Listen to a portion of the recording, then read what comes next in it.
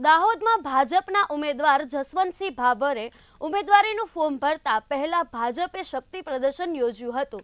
દાહોદમાંથી ત્રીજી વખત લોકસભા લડવા માટે વર્તમાન સાંસદ જસવંતસિંહ ભાભોરને મેદાને ઉતારી દેવામાં આવ્યા છે। ભાજપમાંથી જસવંતસિંહ ભાભોરે ઉમેદવારી ફોર્મ ભરતા પહેલા તેમને બાઇક રેલી અને કાર રેલી યોજી ભાજપની શક્તિનું પ્રદર્શન બતાવવામાં આવ્યું હતું, જેમાં છાપરી ખાતેના કમલમ કાર્યાલય પરથી દાહોદ ભાજપના લોકસભાના ઉમેદવાર જસવંતસિંહ ભાભોરે ખુલ્લી જીપમાં ઊભા રહી રેલી યોજી હતી।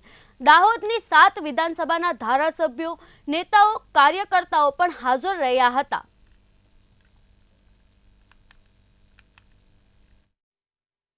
લોકપ્રિય ઉમેદવાર જસવંતસિંહ ભાભોર સાહેબને આશીર્વાદ આપવા માટે અમારી દાહોદ લોકસભાની આ જનતા, અમારા કાર્યકર્તા બંધુ ભગીની, અમારા કાર્યકર્તાઓ, સરપંચ મિત્રો, તાલુકા સભ્યો બધા જ આજે સાથે મળીને એમને આશીર્વાદ આપ્યા છે। સંતો મહંતોએ પણ આશીર્વાદ આપ્યા છે અને અમને પણ પૂરો વિશ્વાસ છે કે અમારે લોકસભાની સીટને 5 લાખની લીડથી વધુ મતો આપીને અમારા જસવંતસિંહ ભાભોર સાહેબને દિલ્હીના દરબારમાં અમે મોકલવાના છે।